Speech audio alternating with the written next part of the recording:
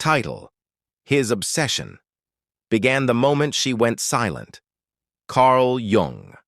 Have you ever wondered why a man only begins to crave a woman's presence once she's no longer offering it? Why silence, more than seduction, creates a gravitational pull he cannot escape? It's not just longing, it's not just loss, it's a confrontation with his own shadow. Carl Jung once wrote that, "What you resist persists, and nothing haunts a man more than the echo of a woman who once loved him and then chose herself. When she retreats into quiet, she does not disappear. She becomes louder in his psyche than she ever was in person, because her silence is not emptiness. It is confrontation. Without her words to distract him, to soothe or explain or justify, he is left only with the mirror of himself. No longer tethered by the comfort of her emotional labor, he is forced to sit in the wreckage of what he failed to understand, failed to cherish, failed to become. You think a man loves you when he calls? No. He loves you when your silence unnerves him, when your absence forces him to question everything he projected onto you. She was never just a woman. She was his anima, the unconscious feminine he spent years denying, sexualizing, or suppressing, and now that she is gone, she is everywhere. In Jungian terms, a woman is not just a partner, she is a vessel, a mirror of the self he has not yet claimed. And when she falls silent, especially after giving so much, after pouring the warm wine of her devotion into the cold chalice of his indifference, she is not punishing him, she is releasing him. And in that release, she becomes the ghost he cannot exorcise. Most men are not equipped to face the raw intensity of a woman's full presence, so they minimize her. They label her needy when she desires intimacy, call her dramatic when she expresses emotion, or too much when she reveals her wild feminine soul. But the moment she stops, when she closes the door not with fury but with sacred detachment, he is no longer protected from her truth. He is consumed by it. Because a woman's silence, when it comes from power and not pain, is not the end of the story. It is the beginning of her myth, and the beginning of his unraveling. He will begin to remember small things. The way she looked at him in silence, not with need, but with knowing. The way she withdrew slowly, without a scream, as though her soul had outgrown the walls of his apathy. He'll replay old moments like sacred tapes, each word she once spoke gaining weight only in retrospect, because now he hears the silence in between, and it deafens him. This is not romantic. This is psychological warfare of the soul.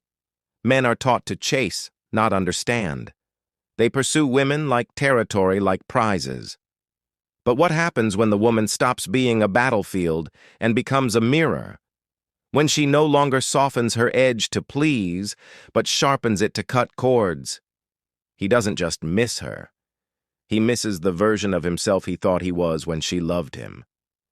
But now, that mirror is gone, and all he has left is shadow.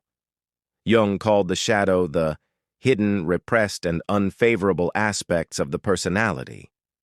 And it is through the feminine, the real, the wild, the wounded yet wise woman, that the shadow is often revealed. That's why she scares him. Not because she's broken, but because she's whole. Whole enough to walk away. Whole enough to stop explaining.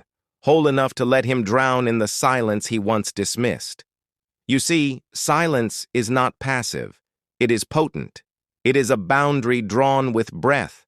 It is the voice of the self finally speaking, not in noise, but in absence. When a woman stops chasing, stops soothing, stops shrinking, she becomes mythic. She steps into the archetype of the oracle, the priestess, the untouchable anima. And in doing so, she triggers his deepest spiritual crisis. He may reach out, not from love, but from ego, from fear, from confusion. Because her silence is a riddle he cannot solve, And men, especially those led by ego, despise unsolvable women, yet they obsess over them, worship them, because deep down they know her silence speaks to the part of him that has never been met, the part that cries for mother, for wholeness, for redemption. But she is no mother. She is not here to heal what he refuses to hold. She has done her work. She has cried, begged, stayed too long. And now she chooses the holy sacrament of distance. This is the feminine in her highest form, detached, powerful, serene. She does not punish, she does not chase. She simply exits, soul intact, dignity preserved. And in that final act of surrender, she becomes unforgettable. And so the days stretch on. Quiet, hollow, yet strangely full.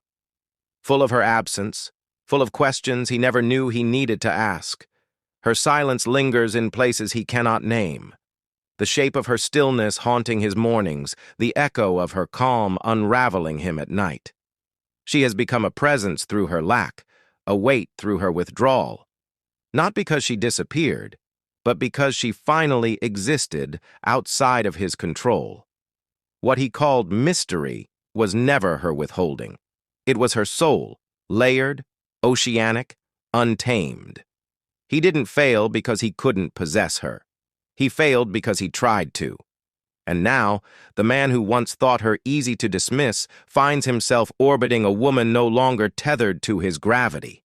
Because she no longer reacts, no longer explains, no longer contorts herself into something digestible for his fragmented masculinity. She has stepped back, not in fear, but in fullness. And in that fullness, he sees the abyss of his own emotional illiteracy. He wants closure, a conversation, a final text to tidy up the mess.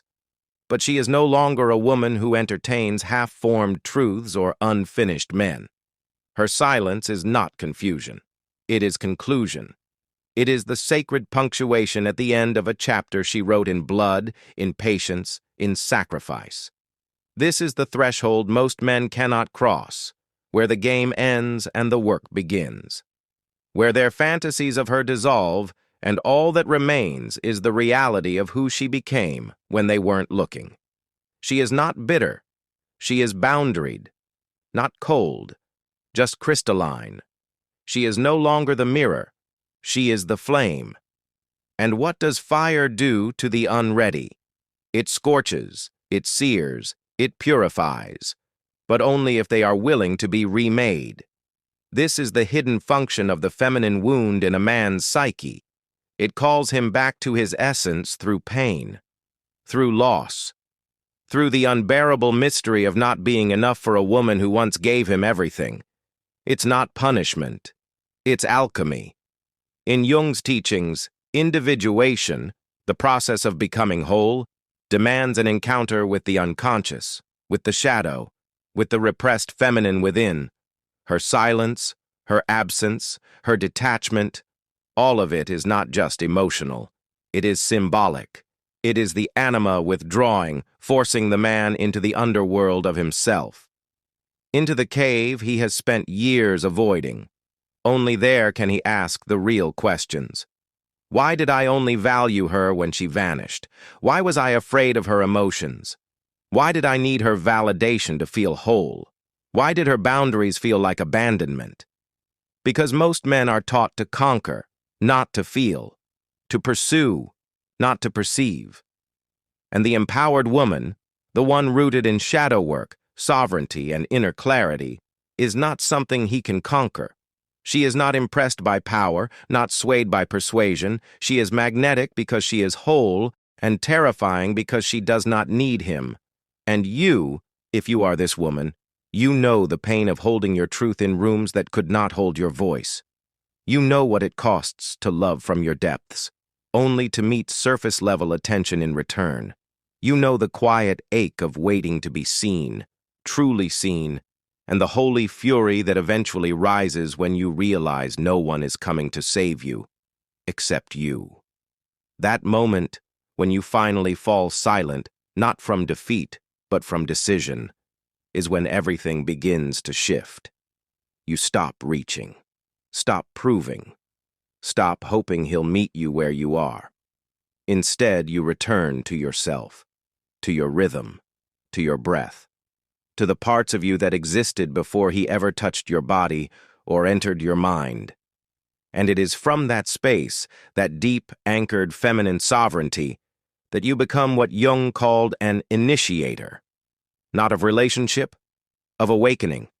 Some women are storms, but you are the still eye, the quiet in the chaos, the space where a man must face the devastation of his own emptiness. You do not destroy, you reveal. And for the man brave enough to look, really look, your silence is not abandonment. It is invitation into depth, into work, into transformation. But if he's not ready, he will demonize you, call you cold, aloof, manipulative, because it's easier to project than to reflect, easier to blame the woman than to dismantle the ego. Let him, because you are not here to be understood by the unready. You are here to embody the archetype of the woman who no longer asks for permission to exist. And in doing so, you change the landscape of every soul you touch. There is a sacred power in no longer explaining yourself. She used to lace her sentences with softness, hoping he would hear her through the fog of his projections. She once believed that if she just said it right, if her tears were well-timed, if her tone was gentle enough, if her need didn't sound too much like longing, then maybe he would understand. But a man cannot hear you when he is still at war with his own feminine. He will hear demand where you offer vulnerability. He will feel shame where you offer love. So she stopped, not out of bitterness, but because she realized that her voice, when misunderstood, only fed the beast of his defensiveness. Silence, on the other hand, pure, deliberate, soul-drenched silence, did what her words never could. It made him listen, not to her, to himself. Carl Jung believed that projection is the most common defense of the unconscious. We reject in others what we cannot face in ourselves, and so he projected onto her, the wild, sacred woman, everything he feared and desired and could not name. She was too much, too sensitive, too intense. He painted her with the colors of his own disowned parts, then resented her for being the canvas. But when she stepped back, when her eyes no longer asked for understanding, when her touch no longer pleaded for presence, something shifted. The fantasy fell away, and all that was left was her essence, unbent, unbothered, unreachable. This is where true feminine power lives, not in seduction but in refusal, not in anger but in grace. The refusal to carry his wounding, the grace to exit without ceremony, the sovereignty to become sacred space, not for him, but for herself. And here's the paradox. The moment she became truly unavailable is the moment he began to awaken, not because she punished him, but because she broke the spell of his own unconscious dominance. He begins to see her now, not as the woman he thought she was, but as the woman he always feared she might become. Unaffected, unattached, unwilling to be the mother he secretly sought. She no longer feeds his ego.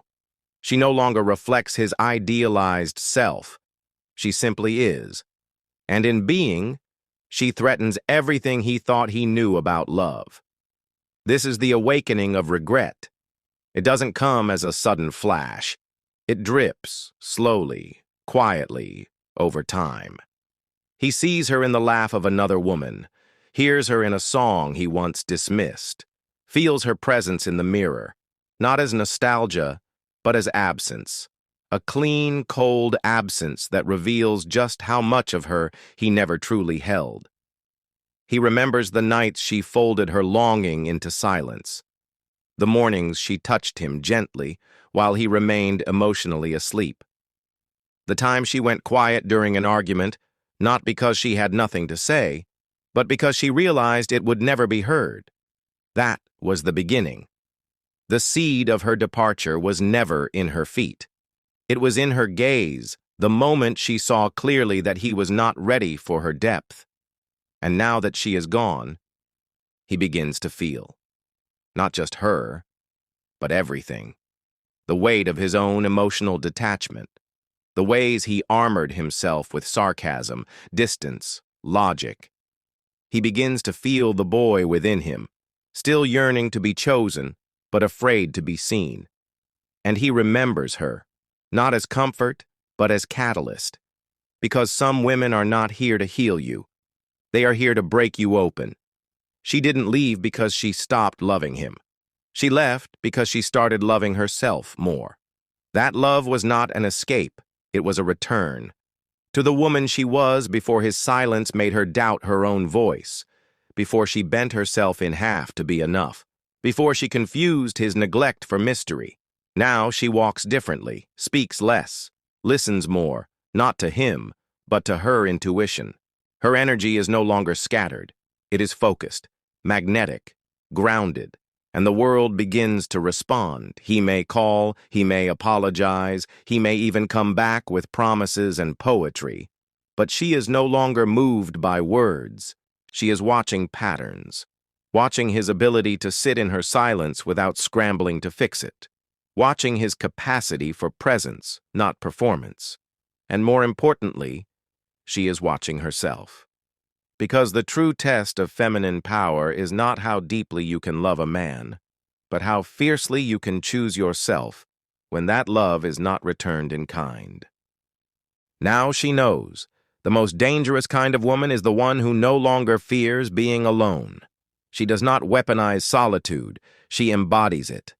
Her silence is no longer a wound in need of healing. It is a shield of sacred sovereignty. It is the space where she remembers who she is without him, where she hears her own heartbeat again, steady and unapologetic, where she rediscovers that her worth was never housed in his attention, but in her own reflection, raw, radiant, and whole. This is the rebirth of the feminine. Not the soft, docile muse the world asked her to be, but the sovereign force of nature who no longer molds herself to male expectation. She doesn't withhold love, she holds standards. She doesn't punish, she purifies. And in doing so, she becomes an archetype that men both crave and fear, the untamed woman. He sees her now, not through the eyes of possession, but through the soul of absence. He watches her glow in rooms he no longer enters. Her silence has turned into magnetism, her stillness into allure, because nothing captivates the ego like the woman who no longer seeks its validation. You may wonder, why does he return after the silence? Why does he finally open his heart when she has closed hers? It's not a game. It's trauma. It's programming. It's the unconscious coming up for breath. Too late to be saved, but just in time to feel the sting of its own neglect. He doesn't want her. He wants her forgiveness, her light, her ability to reflect back a version of himself he liked more. But she knows better now. She knows the difference between a man reaching for her and a man reaching for relief. And she does not confuse urgency for transformation. He may weep, he may beg, he may promise growth, presence, depth, but she no longer lives in the realm of potential. She resides in reality, and reality has taught her that a man who needed her absence to feel her worth was never truly ready to receive her presence. This is not cynicism. This is clarity, the kind that can only be born through the fires of unmet longing, spiritual disappointment, and emotional exile. Carl Jung said, "Until you make the unconscious conscious, it will direct your life, and you will call it fate." And that is exactly what she did.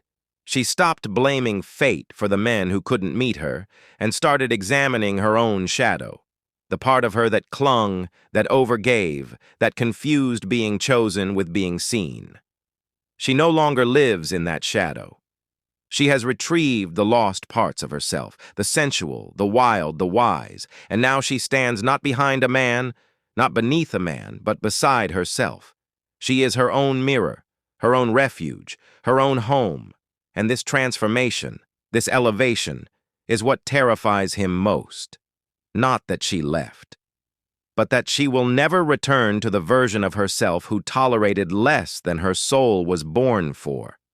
You see, the silent woman is not just withdrawing, she is rising. And the more he spirals in her silence, the clearer it becomes. She was never asking for too much. He was offering far too little. There is a moment, quiet, private, almost imperceptible, when a woman no longer even wants an apology, not because she has forgiven him, but because she has outgrown the wound. It no longer defines her. It no longer occupies her. It no longer seduces her back into a cycle of hope and heartbreak. She doesn't want him to see her now. She wants him to see himself. That's the final gift of the awakened feminine. She doesn't just exit, she initiates into truth, into accountability, into the aching recognition of what was lost, not because she left, but because he wasn't ready to receive her when she arrived. And to the woman listening, feeling the stirrings of your own reclamation, know this: you are not hard to love. You are just no longer willing to bleed for it. You do not need to scream to be heard. You only need to listen to yourself. And your silence is not emptiness. It is everything that was buried finally speaking, not in words, but in the sacred language of boundaries. Let him ache. Let him spiral. Let him wonder. Because you are not a question he gets to answer anymore. There is a fierce beauty in the woman who no longer waits. She once waited for understanding, for softness, for a sign that he saw her beyond her body, beyond her service, beyond the way she made him feel. She waited in the way women are trained to wait, quietly, patiently, with a forgiving smile and a breaking heart. But the soul can only bend for so long before it remembers its shape. And one day, she stopped waiting, not with bitterness, with reverence. Reverence for the self she had long abandoned in the name of love. Now she walks with the weight of wisdom and the lightness of letting go. And in that walk, in that quiet refusal to remain available to what diminishes her, she becomes a woman of mythic energy. Not one to chase, but to reckon with. Not one to tame, but to rise beside. He feels it in the space she used to fill. The way she no longer softens his guilt, no longer cushions his inadequacy, no longer absorbs the weight of his unspoken shame. She is no longer the balm. She is the burn. And it is only in this burn that he begins to feel something real. You see, most men do not know how to feel. Not truly.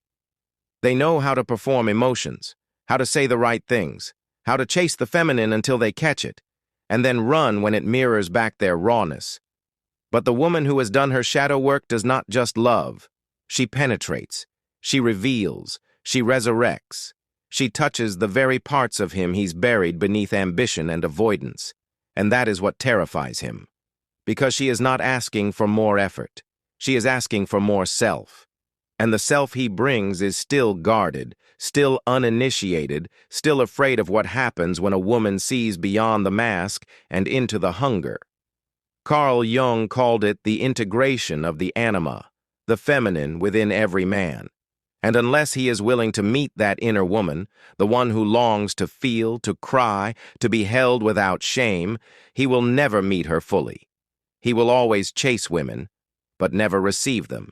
He will touch bodies, but never souls. He will speak of love, but never become it. That is why her silence is so devastating. It is the first moment he is left alone, not just without her, but without the illusion. And in that solitude, he is forced to feel what he projected onto her, his mother's absence, his father's stoicism, his own emotional exile. He does not miss her. He misses the safety he tried to build inside her. And that safety is gone, as it should be. Because she is not his home, she is her own. And here lies the most powerful truth of all. The woman who turns inward becomes untouchable. Not because she is cold, but because she is rooted. She does not chase men, she chases truth. She chases alignment, she chases peace, and in doing so, she becomes irresistibly magnetic to those who have done the same.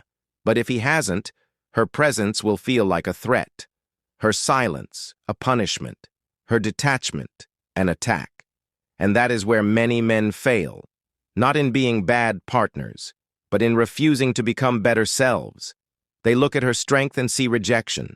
They look at her boundaries and see abandonment. They look at her rising and call it betrayal, because they cannot yet see that love is not the absence of pain. It is the presence of transformation. And the woman who loves from her soul will demand that transformation. Not with ultimatums, but with essence. She will not beg. She will not repeat herself. She will simply evolve and leave the door open only for those willing to do the same. You who have chosen silence must know you are not invisible. You are not forgotten. You are being felt in ways words could never reach, because real silence is not the absence of sound. It is the presence of power. It speaks into the places his ego cannot protect.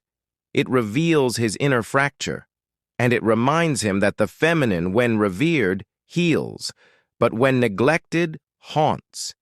He will feel your silence in the women who don't see him the way you did, in the ones who won't offer what you gave freely. He will search for you in glances, in touches, in late-night conversations with women who cannot hold his soul, because he still refuses to hold his own. And over time the grief will grow, not because you are gone, but because you were real. And in this grief, maybe, just maybe, he will begin the work. The real work. The kind that doesn't beg you back, but brings him home to himself. That is your legacy. That is the silent gift you left behind. By now he understands that her silence was never empty. It was full of all the things she once held for him, now returned to sender, the emotional weight, the unspoken expectations, the invisible labor of being his mirror, his mother, his muse. All of it laid down, not in anger, in liberation. And in that sacred laying down, she is reborn. No longer the woman who overfunctions, overloves, overcompensates.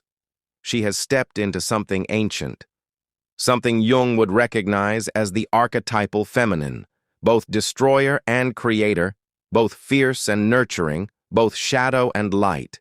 A woman who no longer seeks to be chosen, because she has chosen herself. That is the moment the game ends, because there is no game left to play when a woman is in her power. She no longer trades softness for approval, no longer offers vulnerability to men who do not have the depth to receive it. She no longer fears being misunderstood, because understanding herself has become enough. He feels this shift like a phantom limb.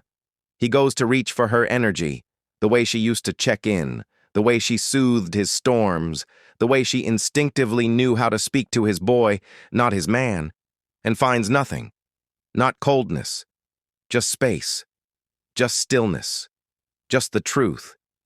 Because the truth is, he never knew her, not really.